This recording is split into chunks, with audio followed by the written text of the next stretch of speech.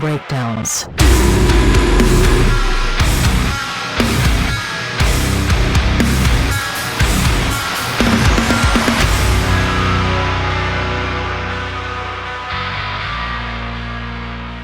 Welcome back to the Chill Sounds and Breakdowns podcast. We are on episode 123, and I'm kind of stoked about this one because this came out kind of out of nowhere, out of just like a running into somebody and like meeting each other, and then like just kind of really like seldomly keeping in touch. Like we're in around the same like era and stuff like that. But today we have Nick. Is it Rilund? Ryland. Yeah, Ryland. Okay, cool. Yeah. How's it going, man? I'm doing pretty good. So I feel like at some point we got to bring up our history of how we got here, because we have a very, not awkward, but like we have a very, unique way of kind of getting here. Because like you said, this podcast came out like completely out of nowhere. Yeah, very. It was really just like a chance encounter. Like we were at Sundown at Granada, I believe. Before. It was before. No, that's. I think was that the first one? I think so. Yeah.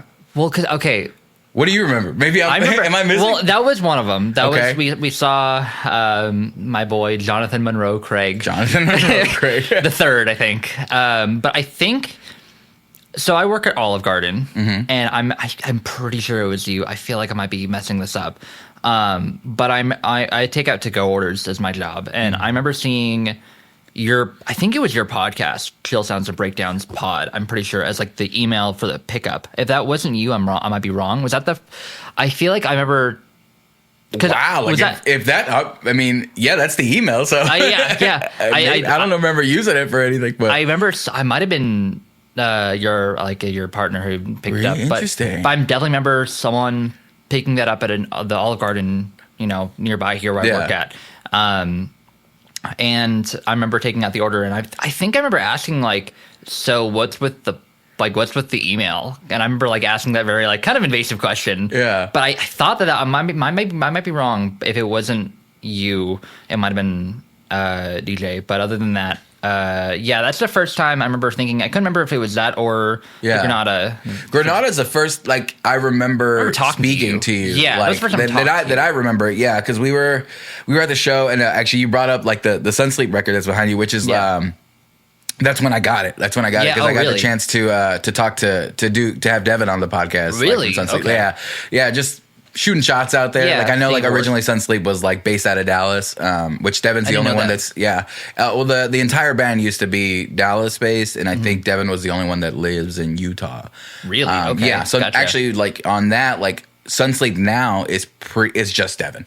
Really? Like, yeah. Okay. So all the new music and everything that's come out, like it's just and it's touring musicians, I'm assuming. Exactly. Yeah. Gotcha, okay. So which that tour was him like just leading it, and everybody was like touring musicians. Yeah, because there was 4 bands you played. It was Foreign Affair, I think was the first Foreign one. Affair, Sun Sleep, and then it was Keeping My Secrets, KMS. That's what it is. Yeah, that's what it was. Then Johnny Craig, and he did the Emarosa like reunion. All the Relativity stuff. Honestly, like that's where I first found Johnny Craig at all. Yeah, that was I skipped over like Dance Gavin Dance. Like I wasn't even into any like that.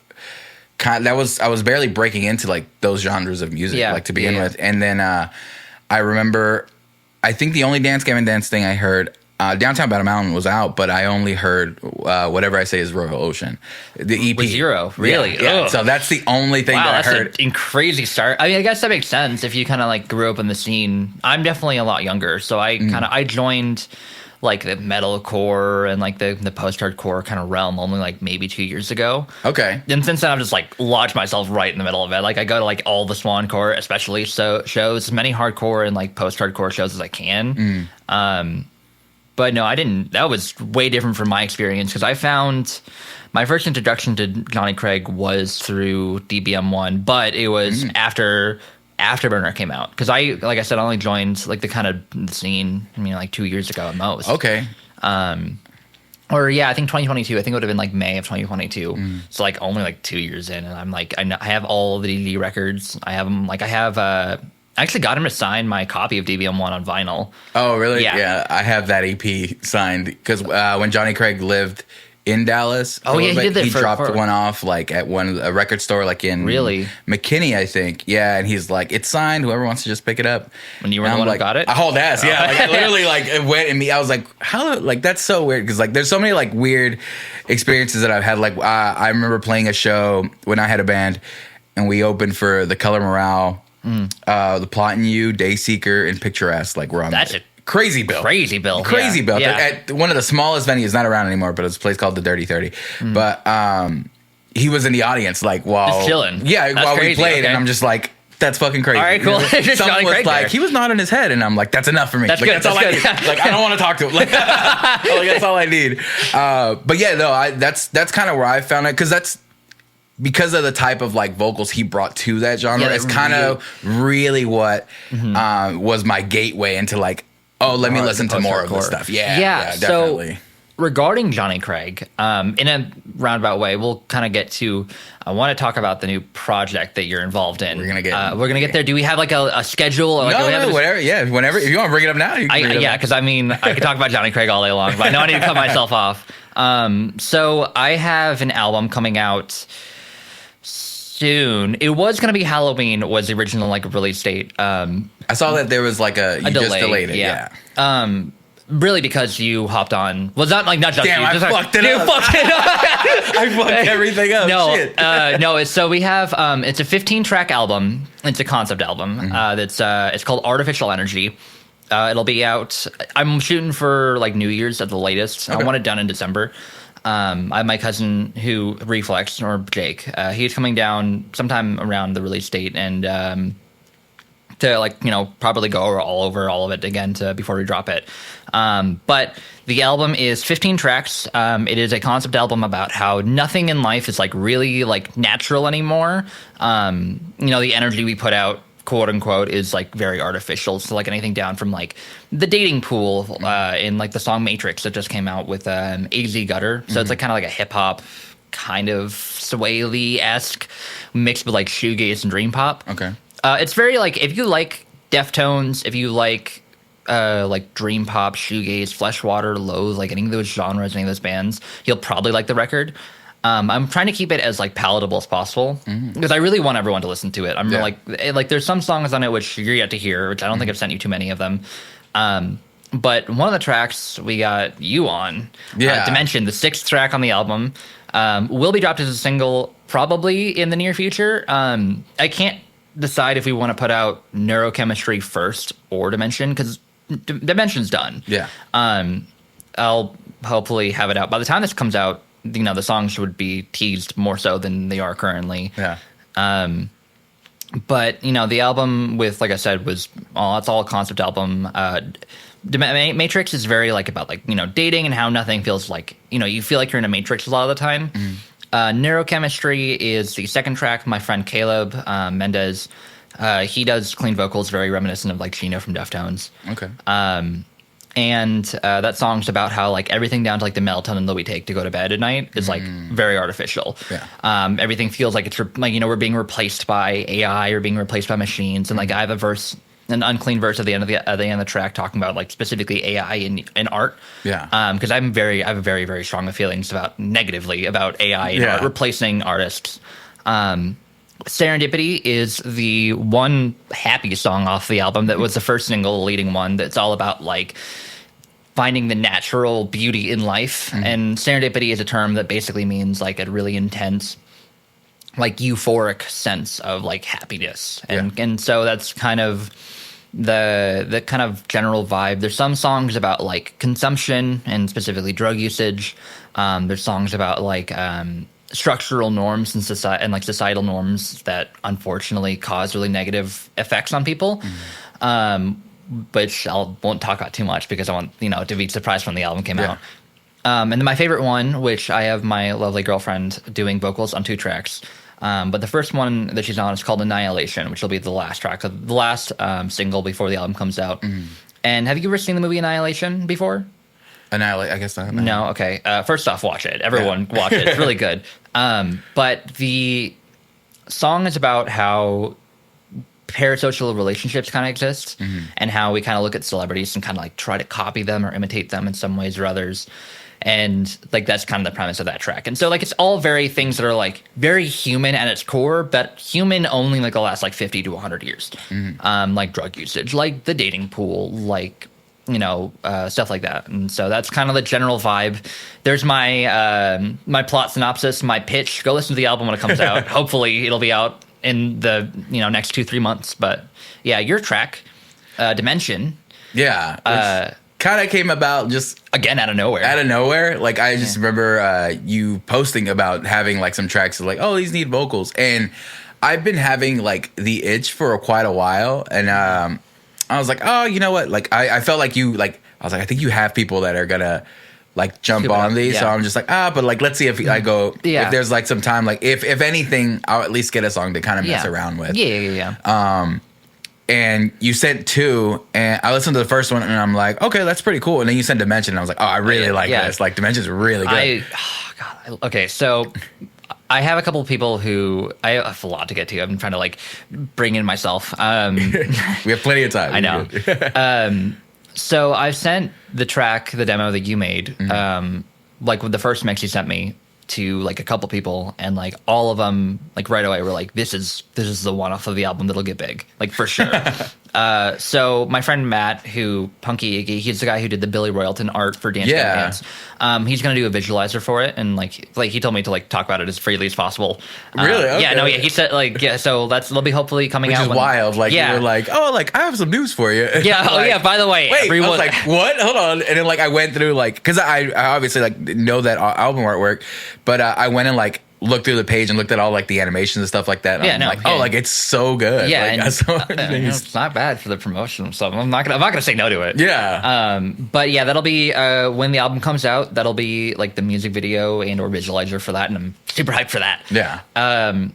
But I actually had questions for you specifically about the track. So I guess I'll talk about it. I'll kind of skip over like the lyrics, but like the vibe, I picked up on some references. And so the first thing I thought of was like first Johnny Craig, like in terms of vocals. And that's kind of how I related back to this for your cleans. And then your uncleans reminded me of Andrew from Idola and Dance Gavin Dance, his unclean specifically. Okay. Yeah, that's kind of what I picked up on.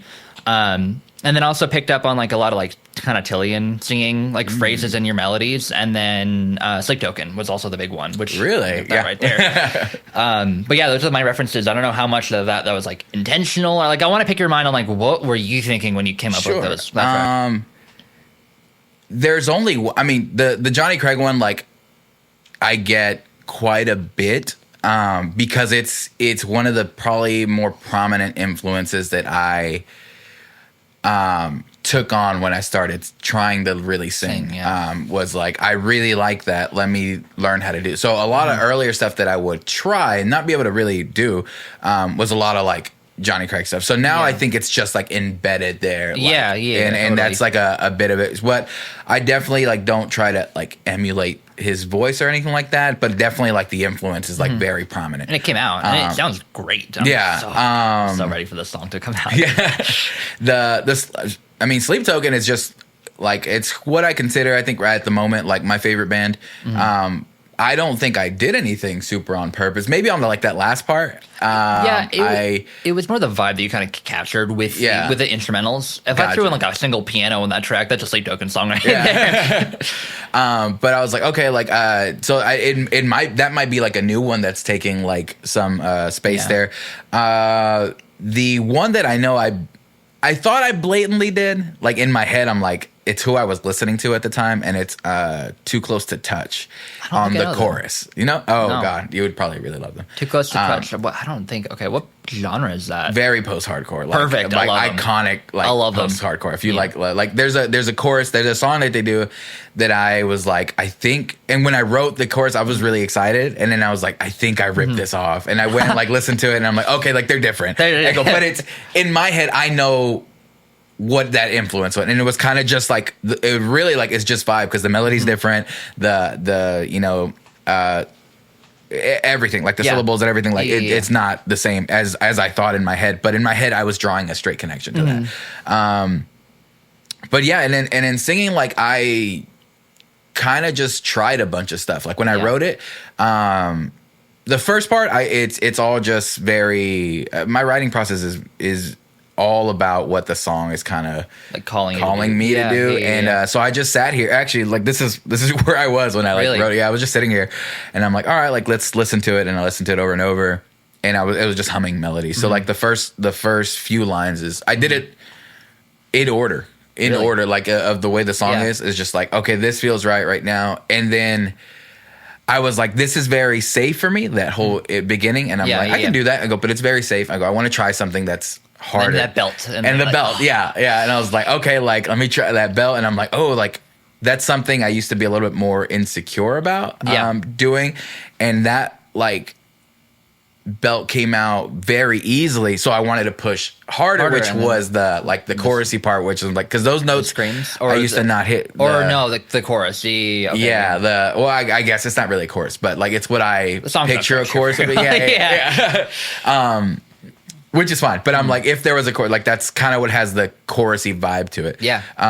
But that was like, oh, those notes I do not regularly hit, like, but I'm like, I feel like you nailed it. I feel like I can do it. I was like, I feel like I can do it. Yeah, and, I don't know. So I wrote it, and I was just like, you know what? And I practiced it here, and I'm like, I am, without warming up, without everything, I was like close, and I'm like, okay, like prepping, like I should be good. You know what I mean? I should be good, like to do this and record it. And then the very last part of the song, I actually I just knew that, again, I was like, I know what vibe I'm going for. I don't know what this part is until we were recording. Really? And we were recording, and I'm just like the very outro, or like right before the guitar solo? The very outro. Okay, gotcha. No, the very outro. I was just like, I'm just here. I go, I want something here. I was like, and it's funny, which that's what I see like as a Sleep Token reference, because it was like, what kind of horny shit can I put in? And it's kind of like the vibe that I was like going for. I know you like lyric wise, like I mean you that's kind of like what you said the album is the prompt that you kind of gave me. And it's on the dot, which is what you're going for. And it's funny you're talking about AI, because that's kind of where I went. Really? That's if you it's all of because it's like talking about like so a lot of stuff will click if you but totally. I mean you can talk about the lyrics all you want. But it's stuff like the first thing that kind of tied it all together was when consume, create, repeat is okay. First off, let's talk about that because that chord, like the breakdown that you do, like so there's like the guitars come in about like a minute and a half in, and that first the first second that. So okay, well I was listening to it with Jake on call, and we had it pulled up, and I was like, we sent it to me at like 6. I was working, and I got off work. I got home. I texted him. I was like, okay, hop on right now. You can listen to this. So I put it up.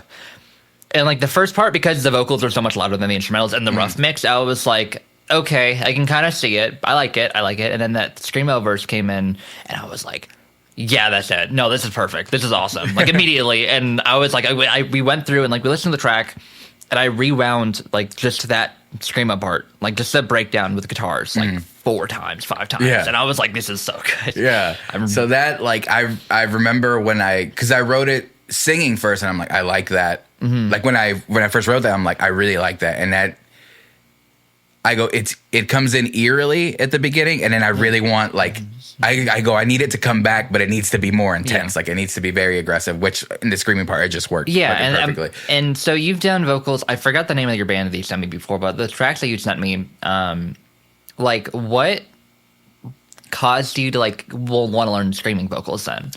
I wanted to be in a band. Like, literally. I was just getting into anything sort of heavy, like at all. Like, and this was, I think I was in high school, like in like my senior year of high school or something like that. And I think the heaviest thing I had listened to was like Linkin Park, at the time. And it was still like pretty heavy, but it was like, I was like, this is cool, but it's not like 100%. But it was like Linkin Park is definitely the gateway. But the gateway into like, I guess what I consider like the scene and stuff like that really was A Day to Remember. And that was like the For Those Who Have Heart album, because it was very like poppy choruses and stuff like that, and then just like these heavy like vocals, and I'm like, oh, you can fucking do that together. I'm like, that's like classic scene core. Yeah, like you got like attack and secrets and stuff like that. And then but then I discovered Dance Gavin Dance, and that was that first EP, and I'm like, oh, he's singing very like R&B-ish. So I'm like, that's sick, and I'm like that has more feeling to me, and I'm like, but again, I go, but you're combining it with something just a tiny bit heavy, disgusting vocals on the first EP. John Mess was MS. I know what? Great. I was talking about it. It reminded me of when I first heard. What is it? It's not Robot versus Vietnam. What's the last song of the album? Damn it! I know the second to last is Robot with Human Hair Part 2. It's the one right after that. It's not Tidal Waves. It's not. It's the Armour one. Burning Burning down the Nicotine Armour. Yes, thank you. I thought the first when it comes in, I was like, okay, this sounds like a Black Ops 2 COD zombie. Like that's what I thought of initially. And that was honestly kind of like my inspiration for like that, like his screaming off of like DBM1 with Zero, Death Star, and DBM2. Those are like my inspirations for like really wanting to learn like that really like nasty kind of like this like toilet bowl kind of false chords, especially. I'm talking about Dance Gavin Dance for forever. Yeah. I absolutely love like everything that they've ever put out, and like all of it's been inspiration for me throughout the like years, throughout the 2 years I've been making music properly. But like Tonic, my first Strawberry Tonic, that was like my first like track I put out, and like that one was like super Dance Gavin Dance inspired instrumentally. But sorry, go on. What were you saying? That was my reasoning. There was a band, and it was actually that band, but it was like the first iteration of it. Yeah, and I would just show up to the practices. I'm like, oh, it's cool. They have a band. You know what I mean? And I was like hanging out. And their vocalist never showed up. Like to practice. Like I would go to practices just to like hang out, and he was never showing up. And so I wrote to one of the songs and I'm like, I can figure out screams. God awful for like years. I said it a lot. Like I was very bad, and I was not that great at singing either. Yeah. For a very long time, but they were like, "Cool, you're in," and I'm like, "All right." So now I gotta learn it. Yeah, and still, like I managed it. Like we played shows and whatnot. But it wasn't until we really got back that I like put a little more effort into it. Technique, it was just like, how can I do this to not like hurt. Hurt. And then once I figured that out, I'm like, that's my style. Like, and I didn't try to. I don't think I really had an influence that I could tell I was going after as much as I can tell like in singing.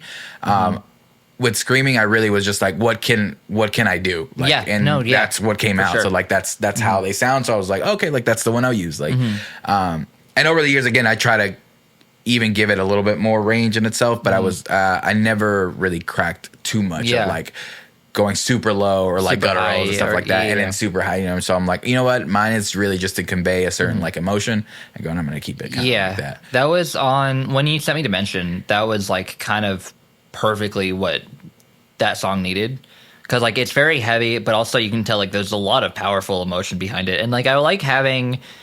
The reason why the album isn't instrumental only is because I wanted to hear different perspectives from different human traits. You know, like talking about like what you're doing in Dimension, talking about like AI, but also like talking about like, I mean, like, yeah, I guess specifically AI in that context. And hearing different artists from different perspectives give their opinion and vocals on it, that was really what sealed it in for being like my favorite project I've done so far. And like, yeah. So you were, when you were talking about it, you were talking about all these like different subject matters and things like that. So you had a general idea. But when you go into it, and like say like some of these songs with like substance abuse that you were talking about, and some of these like, is that just what like the vocalist that you got like wrote about, or were you like, this is what I want this song to like? Do you visualize the song and like what it's going to be about? So it depends on the song for sure. A couple of the tracks, Serendipity, Neurochemistry, Matrix, Consumption, those songs were they were kind of titled first, depending on what track you pull up. Me and Jake have this really bad habit of not naming songs, and so it's like we wrote like the first like 10 of them. It was just 1, 2, 3. This one sounds like 3, so 3, 3, 4. This one sounds like 3. One of them we made. The track Annihilation was originally called 505 because when you like zoomed out on the DAW, the shapes of like the audio files looked like it said 5 and then there's a giant space and then 5. So it's like, okay, 505, perfect. That's the name of it. Then the opening track is called 101, which I kept that one because I was like, oh, this is like 10, but kind of sounds like the first one. So then I call it 10, like 110 kind of. And so like that's been kind of like the entire vibe of it. It's been like, oh, just random titles until we kind of figure out something. So like Dimension, for example, that one was just, this sounds, well, we made that song at like 4 a.m. in the morning. Like, like literally, yeah. We wrote it at like, we hopped on at like 2 or something like that. We didn't finish until like almost 7 a.m. in the morning. And finished, like the entire song instrumentally was done in one night. Wow. Yeah. The guitar solo, I think the one that's on the track you heard, that it was the second or third take of like that riff. Really? Yeah, like the primary like chorus that you hear with the guitar breakdowns. We kind of built that huge build up. Like the entire first minute and a half is just a giant build up. Definitely build up. And we wrote all that, and I was like, and he, I put on those like really heavy chugs right beforehand, and then like that guitar comes in, and I was like, well, okay, what do I do next? And he goes, I don't know, you're the guitar player, you figure it out. And so he's like, I came up with like this like kind of metalcore-ish riff and just like layered it like 9 times, and that's why it sounds so wide, is because I just tracked it a bunch. Yeah. And then we found like, so the drums off of the album, most of the drums off of every project we've done are samples, because I don't have a drum kit, and also I'm very bad at writing drums. So it's really, we'll structure the song around the drum kit sample we find. So on this record, most of the programming is him, it's Jake, and then I'll do the guitars on pretty much every song you hear are my guitars. I do bass on most of them. A lot of them are synth basses. A lot of them are like most of them are synth basses, and then there's a couple like Dimension. I'm gonna go through and redo like the synth bass that's in the intro. I'm gonna basically play over it with an actual electric bass. And like I said, the drums are mainly samples. The vocals are just, hey friends, do you want to sing on my song? Yeah. But to kind of wrap back around to your question, kind of, sort of. Are they kind of structured with like an idea in mind? So like Serendipity, we finished that song instrumentally, and his mom heard it because he sent it over to her because he thought she would like it, and he was like, give it a title. I can't think of anything. And she said, it sounds like Serendipity. And I'm like, all right, cool. I guess that's the title of the album, or the track. Yeah. And then I sent it to, we finished most of the songs we have. There's one off of the album called Translucent. That my friend Lily Marie was originally going to be on it, or she's still going to be on it, but like we had her going to do vocals on that one. And then Serendipity was finished, but it felt empty.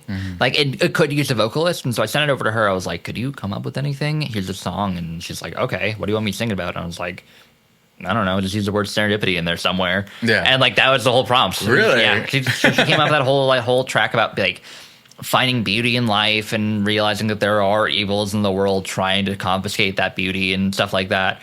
But none of that lyrically, nothing off of this album. Other than anything I scream, that's my lyrics. Everything else, I had no idea what they were thinking when they wrote it. Yeah. So like Neurochemistry, I just sent him the song, like my buddy Caleb, I sent him the track Neurochemistry without any vocals on it.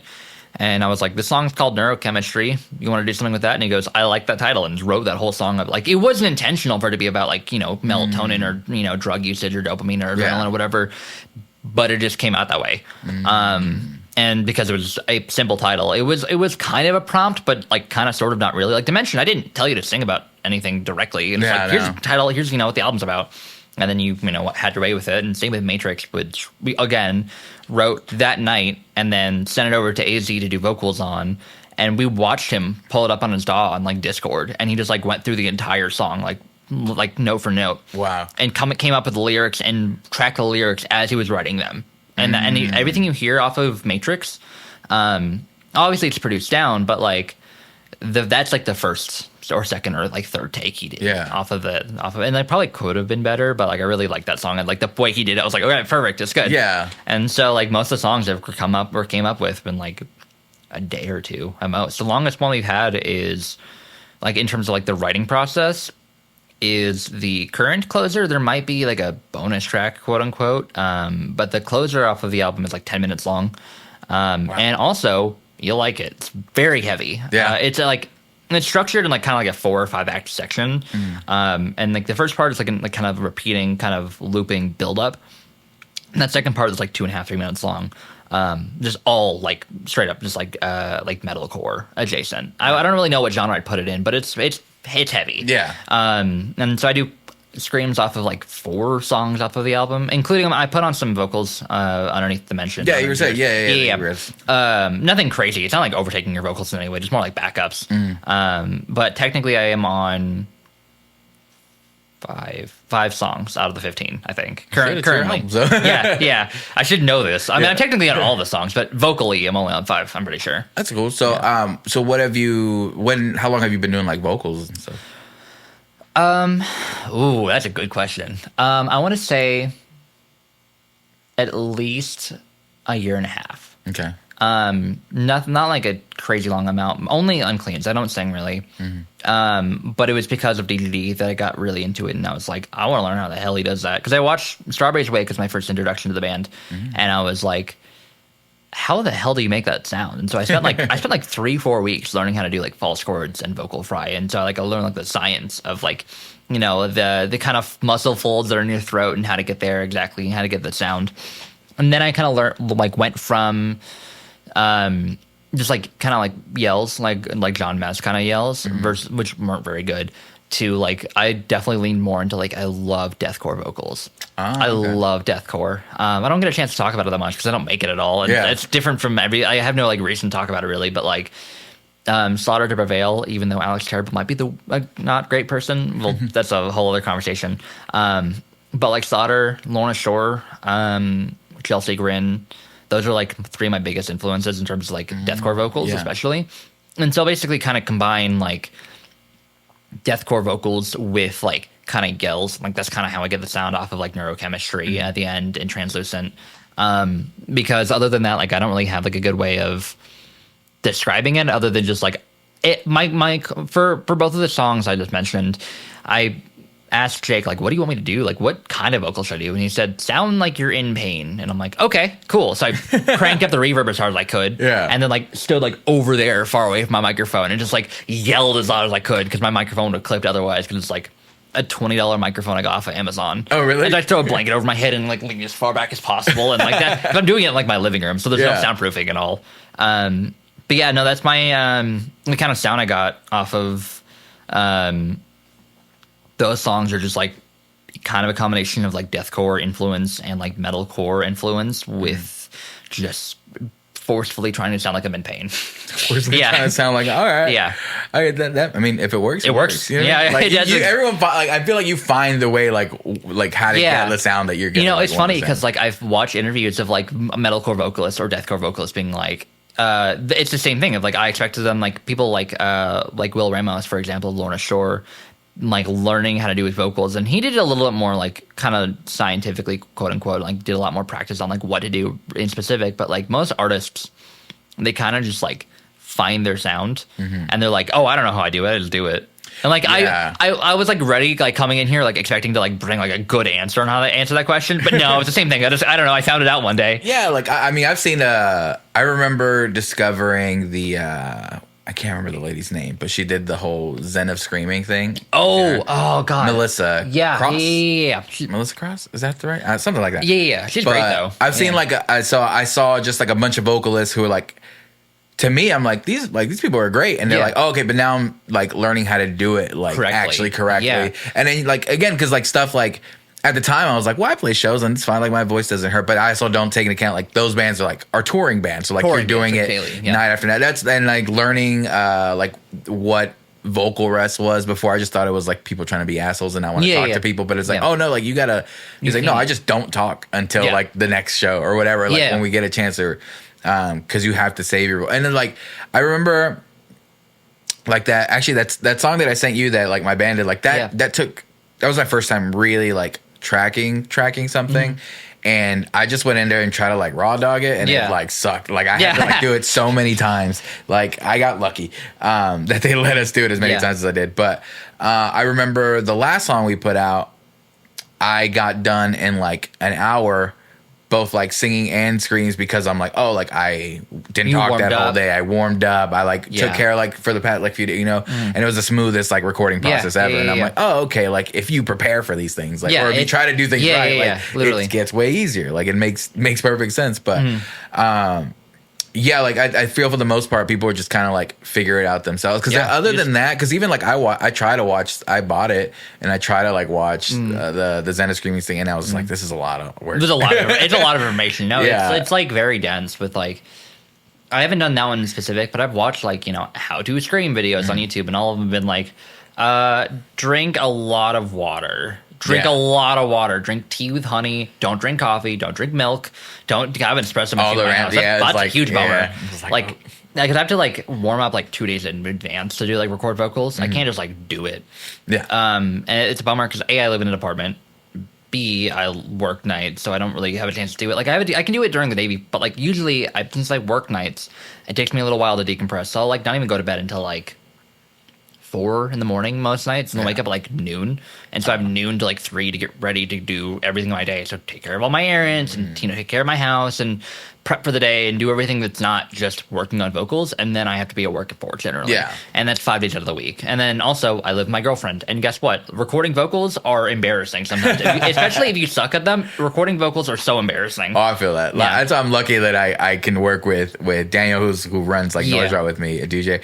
Because he's been tracking me for like the longest, so I can suck and be like, I know, like, don't tell me. Like, it's that, but like I didn't realize even like we haven't tracked together in like a couple of years maybe, but it's still funny how easily we step back into it and be like, oh, we like understand each other, like, oh, I can do this, or he's like the best person I've ever had to like push me to do stuff that I couldn't do and like. Actually try it and be like, okay, let's get there. Like, you know what I mean? Like, oh, you do this or try this, blah, blah, blah. And just trying things. But it definitely is like pretty embarrassing. Like, I don't know if like, I remember having people outside of like the scene when I first like showed them my band or whatnot. And they were like, oh, like do it now. I'm like, no. Like, it's literally like the fucking do the roar shit. I'm like, I'm not fucking doing that right now. Yeah. I've been at work a couple times. And like I said, I work at Olive Garden. So like, not the primary audience of Olive Garden being like 60-year-olds with like a substantial amount of money, hearing like gutturals over from the to-go stand at like 6 o'clock on a Thursday, and you're like, what the hell is that? Like, but I have to like cup my hand over my mouth, but like I have to do it as quiet as possible. I can't do it loud because I don't want to like get fired. But yeah, I've definitely been at work and been like, oh yeah, I showed them like the song. Like I get to work and I'll be like, oh yeah, listen to this demo I did. Put my phone up to their ear, and they're like, you do that? And I was like, yeah.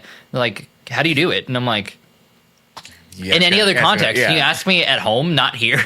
I can't do it here. It's like, you just do it. You just do it. Yeah, you just do it. I remember just trying to, and I think the friend that I had who actually had like the most technique out of everyone, and even like DJ used to do like a thrash metal band, but he had like a lot of like more control over like gutturals and like words and stuff like that, and he would explain it to me. I'm like, I don't know what you're saying, man.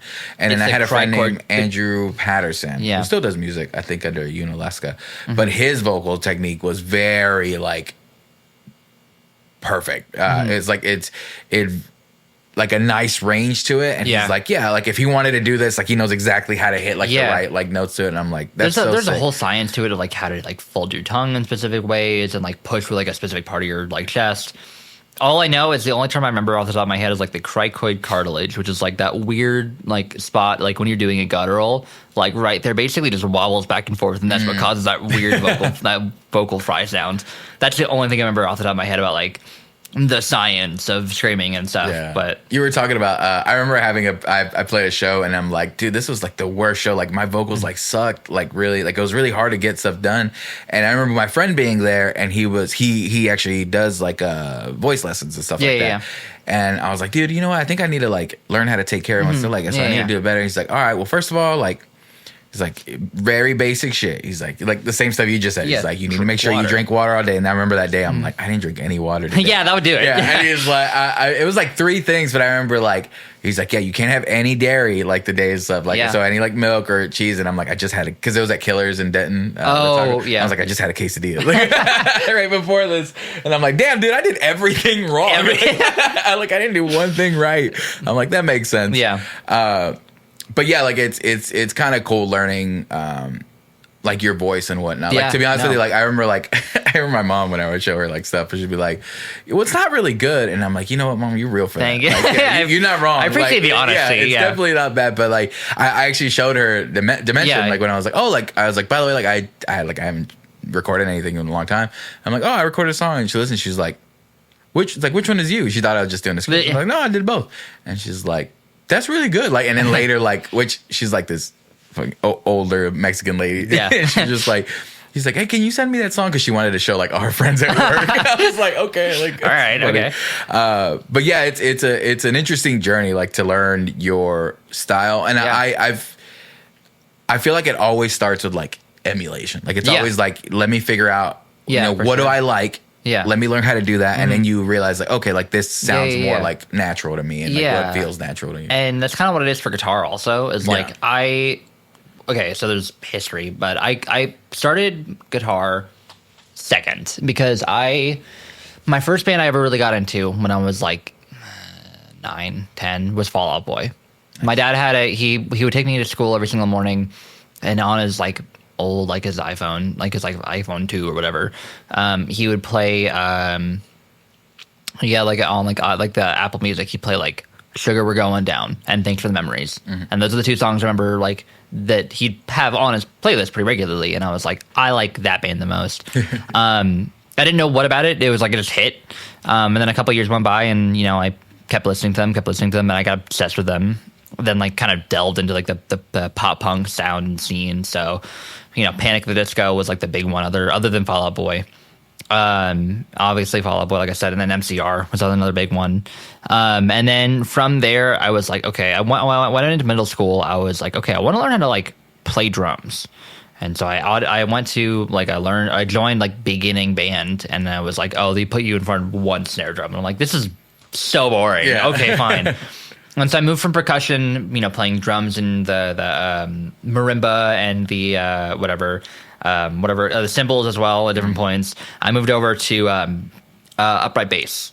And then I was like, okay, upright bass is cool, but we had another bass player, so he and I would switch between playing electric and upright. Okay. And so I'd basically play along the tuba parts if I was playing electric bass, and then play my own part for upright bass. So I started playing upright bass and got like super into it. I borrowed the one from my school, and my uncle was a bassist, so he let me he would teach me every now and then. Like, I'd go over to his house and be like, "How do you do like slap bass?" And he's like, "Slap it with your thumb." It's simple as that. And so I got really into bass.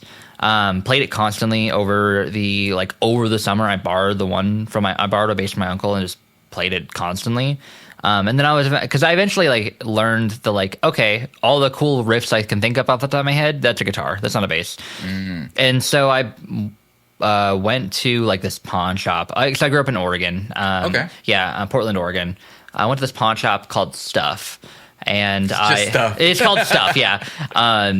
And I got a this baby Les Paul Mini that's this big, and I got an amp that was this big. I asked my mom to get it for me $30 or whatever, and so I brought it home. And right as I got that, my grandpa gave me let me borrow his old Ovation, overseas Ovation called an Applause, and has a weird rounded plastic back. It's an acoustic guitar. Oh, gotcha. Super weird to play. It's awful when you're sitting down because it just slides off. Yeah. I remember those. Yeah.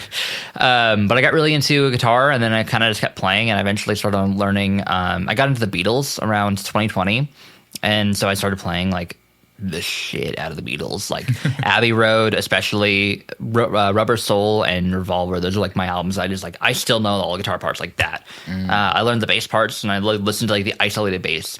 And so I switched back to playing bass and started to play the Paul McCartney bass lines, and then switched to guitar and tried to play the lead guitar solos and stuff like that. And so that's kind of where it started out. Okay. And then went from there, kind of sticking on like the kind of folky finger picking like 60s sound to like Southern Gothic. It's like Coulter Wall, a lot of like Johnny Cash, Tyler Childers, stuff like that. And so like kind of like Southern Gothic and like kind of like outlaw country from folk. And then I somehow, we'll still staying in the pop punk scene generally, somehow got to metalcore. And I feel like it's a really big jump. I don't really remember. My uncle showed me Strawberry's Wake, the music video, at one point, like, 2021, 2022. And I was like, this is weird. I hate metal, but this is awesome. Yeah. And I just, stayed on that one song and kept watching the music video because I thought it was funny.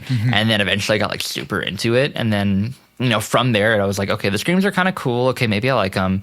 And then I was like, okay, how do you play these guitar parts? Yeah. And like, if you think of, I don't know if you play guitar?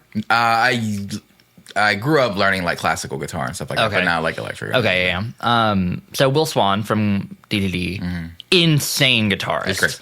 Crazy. It's the first time I ever after watching him play live, I watched him play like a Wii on the night, and he was doing like the tapping on the fretboard, and I was like, how do you do that? And I tried, and I kept doing it until like my fingers bled. Like I literally for like a little while I had I bled from my fingertips because I didn't know how to do it right. Because I was like just stabbing into the string. Hard as fuck. Yeah. And so I learned the post-hardcore sound, got really into it. And then that was 2021-ish. And then I went from learning it a bunch. And eventually I found, do you know Body Thief at all? Yeah, some. Okay, yeah. I remember seeing them on tour and I've heard some of this music. They're good. I joined their Discord server that they had for a little while. And I hopped on call at one point and random 2 a.m. call with a friend. And I met this guy. His name's Isaac. It's I, and then the I with the 2 umlauts, and then an I again. And he and I were talking about post-hardcore, and he really got into Body Thief specifically and Royal Coda. And then that's the first time we hopped on call. It was, I played a riff on my piano. I had this keyboard I had next to me, and I was playing in the key of B minor specifically, and just kind of messing around with different stuff. And I played a riff on the piano that was it was the chords B minor, then B minor over F sharp, then G, just over and over. It's back and forth. And I was like, okay, that's kind of a cool riff. And I already remember learning it earlier that day on acoustic. And I sent him. This is relevant, I promise. Yeah. I sent him a MIDI track on it on I think Audacity is what I used to record it on. The worst DAW imaginable. Wow. And he's like, okay, this sounds like shit, but it's okay. We'll figure it out. And then from there, again, first time I ever talking to this guy, just hopping on call at one point, he and I start going back and forth on kind of harder to play guitar riffs, some tapping parts that I never really wrote down anything before. Some really, really fast, progressive rock kind of styles of playing. And then eventually we led to the demo off of my second album, the B-sides album of Self-Entitled Variation. That was the first demo for Strawberry Tonic. Just first time ever on call. Really? It was just randomly one night. And that's how most of my music comes about. It's just hopping on call with a friend at the middle of the night and being okay, what ideas do you have? And throwing down a random synth track, and then I play guitar over it, and then he plays bass over it, and then just back and forth and back and forth and back and forth. And that's how all of the songs off of Lieutenant Garlic and Sergeant Strawberry versus the Cosmic Chord came to be. We're just the same thing with Jake. He lives in Oregon still. I grew up with him. I spent most of my life with him, and I moved down here to Texas when I was 16. Okay. So, and then I moved down here, and then or 15, I think. And then hop on call, pull up a DAW and just work back and forth and back and forth and back and forth. And that's how most of the songs of this album came to be. The last one, a bunch of other projects have. And so Tonic came about, and then he helped me write Regretful Evening off of, again, Self-Entitled Variation. And Big Man is the other one he's on. And we have 10, 11 demos just sitting in our vault, just ready to go. Yeah. If we spent any time working on it. Yeah. And I gotta say, shout out to Isaac. Thank you for helping me with everything. I appreciate it. He just came out with a song, Misleading. Go listen to it anyway. But yeah, no, that's kind of how I got started. There's my whole history. Finally got it on tape somewhere. Yeah. That's honestly awesome. And I like seeing and hearing the stories about how people are creating music all sorts of ways. But that's a really cool ass way. Literally live, you're both working together while he's somewhere else and just going back and forth and creating an idea. I think he was in California at the time, and so we'd be we'd hop on call nightly. Yeah, which again this is like, again, like, let's just see where like I started like fathoming something like that, like seemed like, oh, that's what a bigger band's going to be able to do because they can fly out to each other or whatever, or this and that. And now it's just like, oh, okay, like live, like you're talking to each other in time. You know what I mean? We're not just like sending stuff back and forth. And the thing is, there's no studio time needed because I'm so lucky. Thank you, David. My uncle David, he played guitar for years and years and years and years, and he kind of fell out of it. And at one point, my family went up to Oregon to go see Jake and his family. And Jake's his dad. David's Jake's dad. And my mom came back with like this backpack, and she was like, "This is for you." And I was like, "What is this?" And I opened it up, and it's like a Lion 6 pedal board, which is like those giant $2,000 digital pedal boards. And like that is the best thing that's ever happened to me because the entire album exists because of that pedal board. The entirety of this new album, everything is like everything from about halfway through creating Lieutenant Garlic versus Lieutenant Garlic and Sergeant Strawberry versus the Cosmic Gourd. Half of those songs are just like I made guitar tones because I was like I spent like weeks trying to figure out like how does Zach Guerin from Dance Gavin Dance, like how did he get his guitar tone from back in the day? And so I actually emailed Chris Crummett, the producer, and I was like, hey, what was it? And he sent me back like 1960s, 1963, 480 watt Super Marshall with a something AMSAT microphone and like a modified Telecaster. Like I don't remember what it was exactly, but I remember I have the screenshot of my phone still, and like I like went into my pedal board and plugged in the exact sound, like the exact make of the amp and like the mic placement and everything. And now I got Zach Guerin's tone on my amp, like on my pedal board, and like I'll play that on a couple songs. Translucent has that stuff, and it's really cool though, like being able to just whip up like whatever tone I want. It is the biggest blessing in the world because I don't need to spend thousands of dollars on pedals. But I use that thing daily, more than like 4 or 5 times a day. I'll make a new sound or I'll play something new using a different tone or effect on it that I didn't have before. And like that's been the driving creative influence for me wanting to make more of this album. It's just like, what new guitar tones can I get? And just figuring out. And like that's how Dimension came to be. Is like I found like this really crunchy metal tone I made by using like putting in like an like an EQ into a distortion into an EQ and like lining stuff up. And then I got like the sound you hear on Dimension. That's just a random tone I spent like an hour trying to figure out beforehand, and then it just led to that track. So I'm so lucky to have that though. Yeah, no, like there's certain like tools that people get and like in their toolkit and be like, this is like it's all like literally how you use all this stuff. You know what I mean? Like, are you spending the time to just like, hey, I'm gonna mess with this until it sounds like perfect. Exactly. And there's certain like I've talked to like certain people who like that's what they do with whatever like their craft is. Like DJ's definitely one of those people, like Daniel, who like track the vocals and stuff. So he has like been learning how to like record and track and do like engineer for like the longest time, but he is one that I'll see that like I'll wake up and like sometimes I'll work from home and I'll see him start doing something. I'm like, cool. And then like I'll come back like hours later and he's still there. Like I'm still figuring this out. You know what I mean? But it's like once you love something and like you're in it. You know what I mean? Like whatever it is, like I'm gonna figure this shit out until I can. Like that's one thing with like even like let's say this like the podcast, like I started off with like equipment that like the microphones didn't match, they were all like different. I borrowed a camera, I didn't like have like editing software, all this stuff. I'm just like, okay, what do I have? I can figure this shit out, you know what I mean? And then like eventually like we'll work it, and that's how like I've had conversations in the past with people. I feel like I bring this one up a lot, but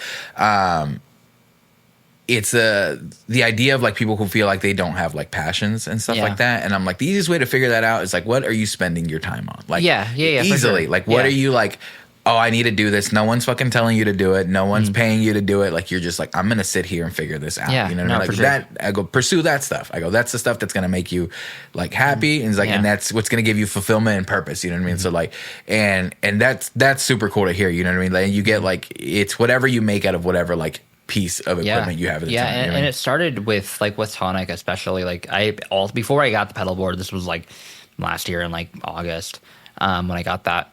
With the pedal board, or before I got the pedal board, I had like this Fender Mustang, and then like the I think Fender Mustang 2.0.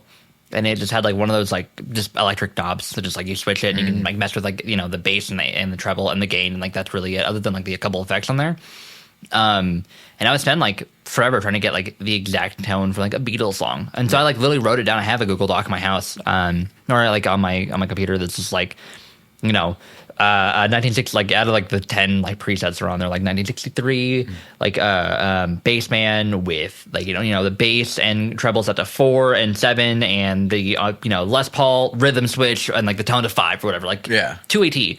Because I like having the exact specific tone. It doesn't really matter that much to anyone but myself, but like having like when you get like the perfect sound you're looking for when it comes to guitar or bass, it's like a perfect feeling. Yeah. But that, I mean, like even saying like that, you know what I mean? Like, oh, like it doesn't matter anybody but myself. Like at the end of the day, that's like primarily like who's got to be like getting satisfied. You choking? Good, I'm good. Just choking a little bit. It's fine. But no, like that's what's gonna keep you doing like that. Yeah, what like, oh, I spent all this time. Like, did anyone notice it? Okay, cool. Like, but I did. You know what I mean? Like, I know exactly. Like when I used to play shows and we used to mess up, I'd be like, I know where we messed up. I know we messed up. But that was a balance thing where I had to figure out like, all right, like if someone comes up and be like, you guys did amazing, I can't tell them like, no, we sucked. Like, it just kills the vibe or whatever. But I don't think anyone's gonna walk up to you and be like, yeah, everything was great except for song 4 at 3 minutes in, you messed up a lyric. No, I know you did. Like, no one's gonna do that. Yeah. But it is what brings like the joy to it. It's like, oh, like look at I did this shit. Like listen, and then even like when you've pointed that stuff out, you know, people to sometimes people don't get it, but it doesn't matter. Like it just goes to like having. Sorry, not to cut you off. No. But having like the satisfaction of like knowing that I spent this much time writing this riff or perfected the solo, and like off of the new album, it is countless amounts of that. Of just you know, on like I said, Translucent, that the outro of that album is just one like really big guitar solo that like I whipped out like the first take of it like super fast, and like it was the general idea of what I wanted to do, but I went through again and like perfected it, and it took me like 5 hours to get maybe 30 seconds of guitar work done. Wow. Like, and like I'm like super meticulous on this. Serendipity is so this is my first time like producing an album properly. Like I produced other people's music before, and I produced like my first 2 albums, but it's more like stock settings rather than like, you know, like Serendipity, like I said, took 6 hours for the vocals alone. Wow. And like and Matrix was also like I think like 3.5, 4 hours on. He did a lot of his vocal production, but like with yours, I'm so glad that, you know, Daniel, you know, was able to do it for me. I didn't have the energy to do it right now. But like what you said was, you know, probably a similar thing of like what he probably worked on. Probably spent like, you know, a couple hours working on like just the mixing alone. Yeah. Just the mixing alone, you know, like that makes a huge difference to a couple people, sure, but like it matters to the person making it, like me or you or Daniel, and that's what I make music for. It's not like I don't do it for anyone else. I don't care if my album gets 0 streams on day of release or a 10,000. It doesn't matter to me as long as like I know I'm proud of this track. I'm proud of how Dimension came out. You know, I didn't even do vocals on it. I'm proud of like Serendipity. I'm proud of Matrix, and like that's all I really make the music for generally. Yeah. That's kind of one of the balances in art that you need to like kind of figure out. Like that's I think that needs to tip, the scale needs to tip that way a lot more. Like it's gotta, if anything, you know what I mean? You've got to enjoy it. Like otherwise you turn something you love into like work. You know what I mean? Or something like I need to put this out. Like it needs to do this amount of streams. And that's cool. Like once you get to like it being a business, thing. You know what I mean? A big okay, I do have to worry about like how to promote these things. But you know, when it's just you, like I just want to make stuff. Like you were talking about earlier. It was like, oh, like I don't have like time for like to make an actual like band or whatever. I wish, but right, but even stuff like that. So like even more so, like you're making stuff like because you enjoy doing it. You know what I mean? So you want to be as proud as you can of something. Do you ever find yourself having trouble? I mean, I wouldn't say because you have released stuff anyway, but do you ever get to a point? What tells you that like a song is done for yourself? Because I'm just saying it because like I know with, like, Mike's a great question. DJ, like he'll work on stuff and like it's really tough for him to be like it's ready. Well, so I have like the kind of obviously like the 3 pair of ear listens, which is just like going through and being like, okay, does this like sending it to like 3 different people who haven't heard it at any point in the stage. Like, that's why I reserve a couple different people in my friend group. Shout out Matt, Caleb, and Isaac for like listening to every single demo I've ever done, because I'll send them a full track and be like, does this sound good? Is there anything at all? And Matt will send me this giant paragraph and be like, okay, thank you. That's too much criticism. Thank you. I appreciate it. I said one thing. But yeah, so I kind of, that's one thing I do is, sending it to a couple of people and being like, okay, is there anything that you hear? However, I don't always follow by that. Sometimes I'll just put out shit completely out of nowhere, unintentionally, not really because I wanted to. So the track Strange, and that wasn't the first one of many songs that was like, we made it in one night. Like, I think we started it at like, well, I was like sick, and I was home by myself because my girlfriend was house sitting somewhere, and I was playing like Halo 3, I think, again, like literally this like in March or whatever, or I think February. No, yeah, it was March. It was like March 23rd, and I hopped on call at like 2 a.m. my time, like 12 o'clock his time, and from like 2 to like 7 a.m. or I think it was like 6:30, we just crafted this song, Strange. And like everything you heard was like generally the first idea we had, just kind of like let it flow how we wanted it to. And then my friend Caleb, thank God for him, because he is really, really early morning bird. I'm not, obviously. He woke up at like 5:30, 6 o'clock. I saw him post something on a Snapchat, and I'm like, hey, do you have any art I can borrow for this album cover? And he's like, yeah, sure, okay. And he sent me a couple different ideas. So he had like the Inktober he did last year. Yeah. I picked out this one of like this cool guy, and I was like, all right, cool, let's post it. And Jake was like, yeah, sure, why not? And so we posted it at like 7 a.m.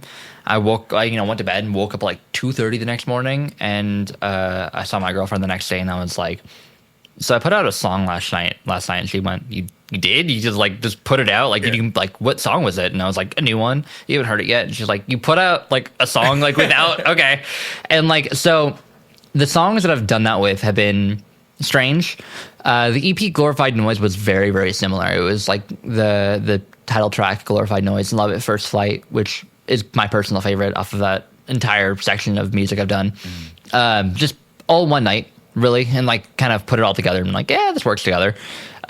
Swept, which is not my greatest track, but I don't care. I love it. Swept was also one night. I kind of just like, I sent Jake like this, like the intro being like a cool like arpeggio. I found like a synth arpeggio I use in Ableton. I bounced that to him, and I was like, okay, what do you want to do with this? And he made like a drum track out of like some like splicing from samples. And then Swept came out like the day after I finished making it. And like I said, Strange was like that.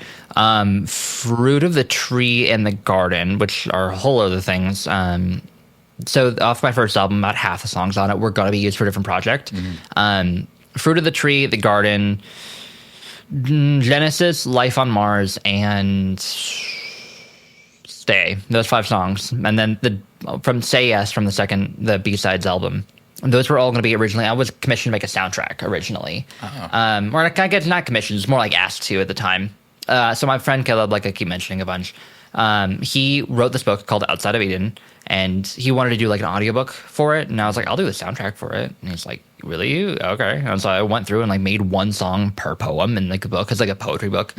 And I got 5-6 songs done, and then the audiobook never really went anywhere. And so I was like, okay, I have these 6 songs, and then I put that with Strawberry Tonic that was already out, Big Man, Regretful Evening, Inequality in Space, and I think that was it. I think it was 4, and song 4, 5. And I was like, well, okay, there's a full album right there. And like, that's how the album came out. It was just like, I have 11 songs that are done. Okay, I guess I'll just make one acoustic track and then do like an acoustic version of Strawberry Tonic, and that's the album. 13 tracks. Yeah. And so the album was like, not even like, I didn't expect it to be done until like a week before it came out. And so that's another thing of like, I only really tested it through myself. I didn't really ask anyone like, what other songs should be better? Is there anything else? Because I didn't know what to fix if anyone gave me an issue. If I sent someone a track and they're like, okay, this sounds really good, this part's a little muddy, I didn't know how to do anything like that at the time. So I was like, you know what? I'll listen to it a bunch. I listened to it like 3 or 4 times before it came out, and I was like, yeah, this is good. This works. I like it. And I put it out. And then the B-Sides album was just like a bunch of demos I had laying around. All the tracks off of it are just like one-off random acoustic demos I've recorded through Audacity or Soundtrap or Ableton or FL at one point, or just through my phone. And like those are the demos off of the intro of the album. Then Say Yes, Running in Laps, Hate Money, which is the reason I called that was because of DBM2, like Need Money. I wrote that song. And I was like, the riff I played in it, like the chorus of that track, the don't. Yeah, I wrote a riff that was like very similar, and I was like, okay, I guess I'll like kind of play an homage to it. So Hate Money and Folk Song, those are the 4 that like the bonus tracks off of that album.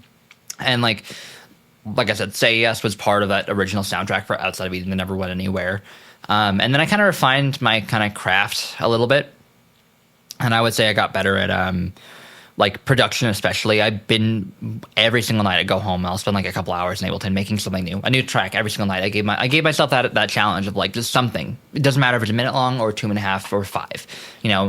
Some new idea. And usually it's relating to synths. Usually it's relating to like slicing samples. Usually it's relating to like stuff in that vein and like messing with effects primarily. And so I got reached out to by my friend Krepta.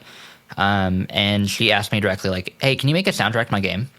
And I was like, really? Okay, really? Sure.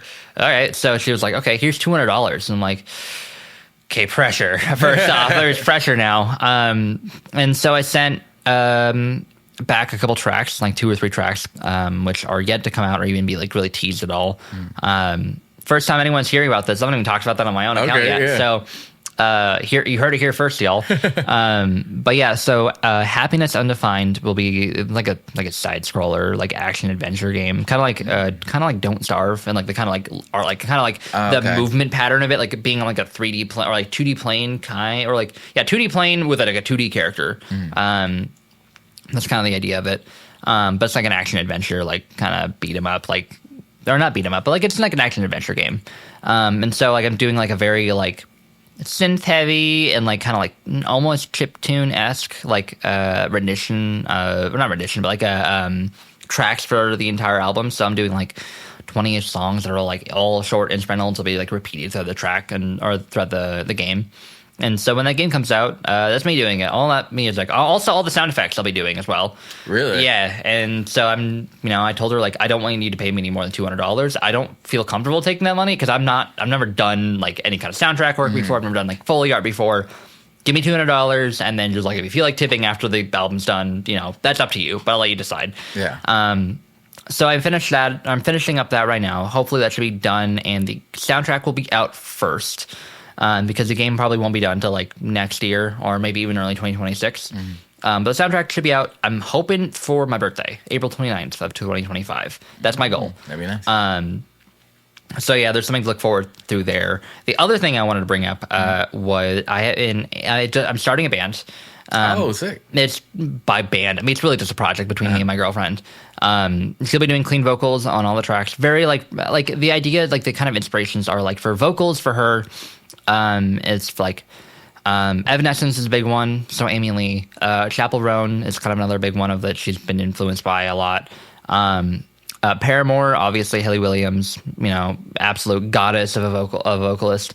And then I'll be doing like Unclean's throughout the track. So it's very like metalcore. It's kind of like a general idea. Metalcore, pop punk, anything alternative is really what the vibes of that new project will be. Gotcha. It's called Eclipsed. And it will, I think the first track we'll be probably the beginning of next year. Probably nothing anytime soon. But with all luck, we'll get some stuff started. Hopefully we can find a bassist and a drummer to play live. Yeah. But I'll be doing I'll be doing everything on it. I'm just starting with like writing like drum tracks on Ableton, just like typing in random things. I'm like, okay, could the drummer actually play this? And does this actually sound good? That's definitely the hardest part. Not just like doing double kicks to the entire song. Don't need any speed metal drummers to come at me. But that's kind of the 2 big projects I'm doing right now, other than Artificial Energy, are like the soundtrack, which has nothing to do with me. It's just gonna be for this game. That'll be put out underneath my name. But like it's not for me, it's for something else. And then, like I said, Eclipsed. And then the album. Those are like my big 3 projects right now that I'm working on and putting all my effort into. So when you said you don't have time for that, that makes a lot of sense. So I'll hit you up for a band in April. We'll start one then. Yeah. Man, like there's a lot of stuff that you're saying that honestly is kind of like even inspiring, and I like to hear, like, because you definitely like do not try to cork up and like bottle up your creativity. Like when you said like every night, like I'm writing something, like something new. Yeah. Like that is when I've had the most success with and felt best about like what I do is the same attitude. It's like I don't care what I make. I just need to make something. And I utilize a lot of like mediums. So like there was like a time where I was like finding instrumentals like on TikTok and just making like writing some sort of line like every now. I was like, oh cool, there's a creative effort, or like figure out some new video to make, or any like little thing. I'm like, it's all about like just at least for the most part in creatives, like you need to make stuff. Like you need it's constant. You can't stop. It's funny. Like actually, like not the past one, but the podcast before, I was talking about it. I'm like, like all my like depressive episodes have always like aligned with like I have stopped making stuff. Like stop like creating anything. Like I don't know which one came first. I go, but they go together. And like as soon as like I start working back up to it, like okay, I just need to not stop. And that's where like I figured out like I just need to not stop making stuff. But like I mean, you have your plate absolutely like full with it. And well, I mean, with all luck, I'll also be doing production for a friend of mine, his project Vulture Cold. I'll be doing like production on that, and I wrote a couple songs with him the other day, and just like kind of like throwing out random ideas. And so I'll be doing production for him as well. And I wanted to start doing mixing. My all-time goal is like I want to do professional mixing. Like that's my end all. And I know it doesn't pay very well. I don't really care. I want to do it. That's why I could spend all my time doing mixing. Hearing, like I'm assuming if like depending on the person, you'll hear like someone will get very annoyed. It's like replay the same part of a song a bunch. That's where I key in, and I lock in, and I'll with mixing. Every track I've done recently, it's like I'll put like one bar in loop and just be like dial a setting to like an absolute like T, like the smallest amount, and like I'll spend like like 20 minutes on like the same like one bar, and I love that. I love being able to like dissect stuff and like figure out what works perfectly, and like I'm learning all of like production right now as it is. To mention in the song You're On, it was like I said, I made that in one night. That wasn't like I didn't mean it to like come out as hard hitting as I did, but it sounds great with everything we've done on it, and I want to learn how to do like professional mixing, and like that's what I'm spending a lot of time on with this new album, and just making sure everything is like dialed in perfectly. Well, perfectly to the best extent I can do at this moment. And that's just something that people like get hung up on, is like when you ask the question of like when you know something's done. That's a different question for everyone you ask, and that's a different question depending on who you ask, or like the person that you ask, depending on the day that you ask. If you asked me that question like a month ago, or like a couple months ago, I probably would have given you like, okay, whenever I can stop doing stuff on it, whenever I can't do anymore, when I don't know what to do next. But now it's like I think I've kind of gotten to the point of like I'm kind of leveling out of like I know what to do now, and by God, it is the best feeling in the universe to like know what to do. But with like mixing and stuff, especially, it's all like very, very monotonous work that most people don't like doing. Most people hate mixing, but you know what? That's my strong suit. So if anyone has any songs that they want mixed, hit me up. I'll do it for cheap. I don't have anything better to do. Yeah, that way. But those are you need people like that to be like who is gonna actually like enjoy like going in and doing like all these, and those are the people that people like working with, because I'm like, okay, I know my stuff like is gonna be taken, because that was one of my things when we were tracking and like stuff, I go these are songs that we wrote like that I took time to take care of. I want somebody to take care of them the same way that I do. So having someone like going in like that deep and being like, okay, like I'm willing to spend this time on it is a great feeling, like as a musician coming back. But you being able to do it yourself is cool. The other thing that I want to touch on is like you definitely like seem like you surround yourself with the same type of like energy people. Like you just mentioning like all these people that you're helping like write projects and stuff in different creative avenues. You know what I mean? Like like the the book that you were supposed to write. Like so someone else is doing. It's another like medium, but it's still like you're still finding creative ways to push each other. The game. You know what I mean? Again, same creative stuff. And I think the more people that you have that like we were talking about, like some people don't understand it. You know what I mean? So if you surround more people that do, even in some sort of way or fashion, then you're like, okay, like I want to, like it hypes you up. Like you I want to get better. Like it's, I go, the effort that I'm putting in, like is cool because like, look at, they're putting in the same like, effort to what they do. The best feeling in the universe is like, if I finish a project and I send it to Caleb and he doesn't want to do vocals on it, and I send it to AZ, he doesn't want to do vocals on it, or if I send it to Mar and she can't do it right now, or if I send it to, this person, I can't figure out vocals for it, I can send it to you. And if you have anything you can work on with it, that works. I have options for like every avenue. Lily does folk music. AZ does rap. My buddy Joey does rap as well and like hip hop. Caleb does shoegaze. Like that's kind of his thing. Mara is working on like my girlfriend Mara. She does like like I said, kind of like a mix between like she likes like dark wave has been kind of the big thing that she's been like vocal influences.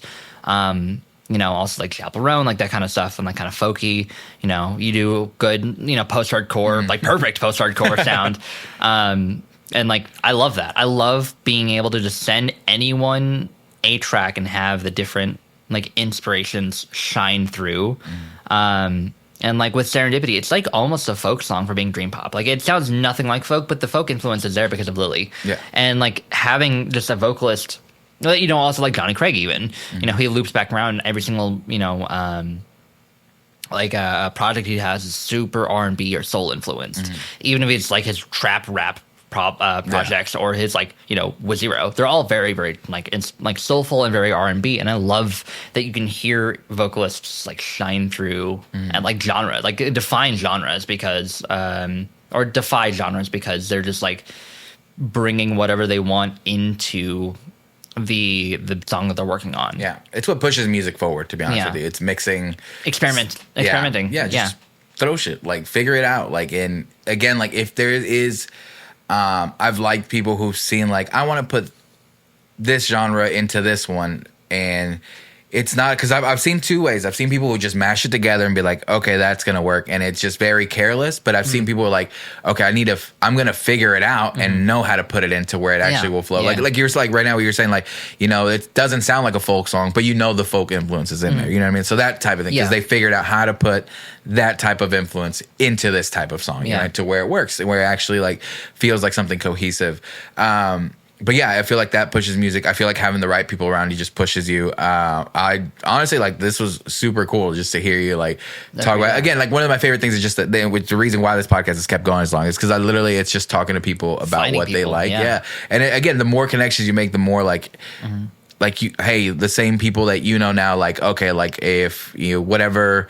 Maybe we make more connections here and there where you connect over there, or like I'll connect you to anybody. You know what I mean? Yeah, and like it's just an easy that way one to do bridge can mean like the world for someone. Yeah, and like I hope that someone hears one of my songs and is like, okay, I like how you play guitar, and just like I can play guitar with someone, or I can like and like. Not to be like self-promoting entirely, but like I mean I guess that's the whole point of this podcast. But like it's just nice to know that like there aren't really bounds to music. Really, and like you can limit yourself all you want, and you can like, but you also can expand as much as you want. Yeah, if I had texted you and I said, hey, instead of doing metal vocals, could you try like a soul thing? You probably could figure it. I mean, you still did even that way, like that. And like if someone is creatively driven, they're going to figure out a way to do what they want, and like. That is so beautiful to me, and I love that. It's also like kind of what the point of the album is in like a like weird wraparound way. It's like, while natural things fizzled out in some regards, the energy, like the entire album as a retrospective, is just like very everyone's got their own thing going. And like I mentioned before, I don't really give the vocalist prompts. It's like, here's a song, figure it out, and that's what makes like. Such an amazing track for me. And like we went through like a bunch of different people who I was like, hey, like for example, I reached out to a couple different post-hardcore bands that are smaller, and like a couple people were like, yeah, I'd love to help out, but I don't have the time to. But like, or like Isaac was gonna be on one of the tracks that got cut. But hearing all other just even ideas, so they're like, okay, here's the song, here's a couple of lyrics I might go with, and then they don't we're not able to figure anything out, but still having like hearing my song or hearing a project I'm involved in be taken and just like not morphed but like evolved through another person. That's the best thing that I've ever felt my entire life. That's why I'm a collaborator. That's why I don't really the music, my own music. like the Nick Rilund music by itself is something I probably won't do much of. You probably won't see it as another album by myself, and I'm okay with it. I want that. I want every album to be, with Reflex, because that's one of my best, my one of my best friends and like my biggest collaborators, and the person who kind of pulls me to like write the hardest riffs or play the hardest solos. Or with Mara to just be like, okay, what sounds good, and then she's able to send me or give me ideas and kind of go back and forth, back and forth, back and forth. Isaac, like I mentioned before, just that's how I got better at the guitar. What happened is specifically with Tonic was the first, so like the intro I play on by myself, and then like the first two or like the second and third sections, so to speak, he's the one doing like I think the left ear, I'm pretty sure. But the reason why I keep bringing him up specifically is because every time I'm on call with him, it's like, okay, we will literally like not fight, but like we'll really challenge to see who can write the harder riff. And like that pushing like element of like our friendship is what caused me to like feel more confident for releasing my music. And if I didn't have him, I wouldn't have had Tonic. I wouldn't have had Regret for Leaving. I wouldn't have most of my album. If I didn't have Caleb, I wouldn't have half the album as it is. So like it's all people who like really push me, who inspire me, who I'll send them a song and be like, it's okay. And I'm like, okay, well I could make something better. And then just like over and over and over, it's just like people in my life who are just pushing me, whether they know it or not, because just their presence of being there and being musically invested or just being creatively driven in any way, that's such an inspiring thing to be around. And like even this podcast, I was like, I didn't want to give you one of the bad songs of the album. I was like, I sent you my two favorites I think that could be good with vocals. I didn't send you a couple others, but like Dimension was like, all right, this one's really good. If you haven't heard my music yet, this is like a really good song to start out with. Yeah. And like I am trying my hardest to get people to like get invested in like this project, because this is like my best one, and I keep like this is what feels like my magnum opus, even though like I'm 2 years into writing music. Yeah, I'm just starting. You're literally just getting going. And if this is what I feel like is like championing my like entire world, because I'm like, this is my favorite thing I've ever done, I'm so ready for the next album after this. I don't even know what comes after this. I have no plans. I have no idea what me and Jake will come up with after Artificial Energy, but like I'm so excited for it because I know it's going to be better than this one. Yeah. And I know that whatever project I work on next is going to be better than what I did yesterday because I have a collaborator with me. It's a constant back and forth and the pushing and pushing and pushing. And that's what drives me, dude. Yeah, that's the right way to feel about it. Like you should be feeling like the best project is the next one. Yeah. You know what I mean? Like, because like once you finish something, like you're done. It's done. Like, it goes next song. The next song. You know what I mean? Like you're, and there's a lot of people, they're already on to the next thing. But I think that's great. That's the right attitude. I think I'm excited as fuck to hear the, I might have some songs you brought with you that I get to hear now. Oh, yeah, I was going to say, I brought the earliest iteration of the album on CD for him to listen to. It's all 15 songs. Hopefully you like it. But yeah, I'm ready to listen to that. I'm ready to hear everything. And then like there's a bunch of cool shit happening with this album. And yeah, I'm just excited to see what you do next, to be honest with you. Like it's very, very cool to not only meet somebody, but again, like, even right now, that's why like a lot of time, like I just kind of stayed quiet because I'm like I'm really like excited just to hear the passion like in your voice about what you do. Like those are the people that I like being around with, that I like seeing grow. And like I said, you're 2 years into music and have released so much fucking music already. Like I think. Okay, hold on, quick math. So 4 songs was 16, 18, like 50 songs in this year alone. I think. Crazy. Yeah. No, I mean, like, if I can get it out before New Year's, I think it was like 50 songs in 2024. Something like that. Something huge number. Because the only song I had before 2024 was Strawberry Tonic. And that was still on my first album, which came out this year in February. And I feel like since February and March happened, I feel like I've just, like, pushed myself so hard with learning production and learning mixing and learning vocals even and guitar. And really, this in comparison, you don't really hear it that much in Variation, but on Cosmic Gourd, which at some point that whole title is just a lot. But that album alone, even though it's one album to the next, my guitar has improved. And then from this album to Artificial Energy, which has been a couple months out, it's just an entirely different vibe. But again, it's better than what I did before, and that's what I'm trying to do. And the last project I don't think I mentioned yet, A Waste of Time EP.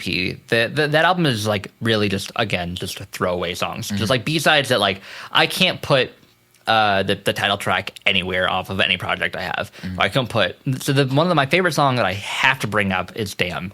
It's like dubstep kind of, and I don't even listen to dubstep or electronica, but it's like dubstep industrial. Like that's the best I can put it. Listen to it. It's my favorite. It's my favorite track I've done recently, other than the album. It's just like everything. I'm constantly trying. I'm trying to get better and better and better and better. But yeah. Heck yeah. I'm stoked for everything you have coming out. But yeah, let me know if there's anything we can do to help promote anything you're doing. Just I will take you up on that offer. We'll figure it out. There's a few ideas that I've been throwing around for that. But thank you for coming by. I really do appreciate it. Thank you for letting me work on the album with you. I'm so excited. You have no idea. Yeah, it's super sick. I'm excited to be on something like that. And again, you gave me the opportunity, and I had lots of fun, and I'm sure like it's just kind of getting started there. But put me on the rotation. Of course. Anybody. Yeah, I got you. Don't worry. Thank you for coming by. This has been episode 123 with Nick Rilund. Thank you guys for watching. Thank you guys for listening. We'll see you next time.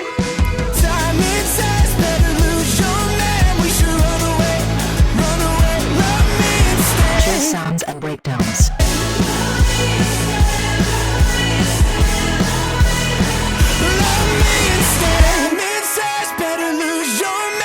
Run away together while we still can.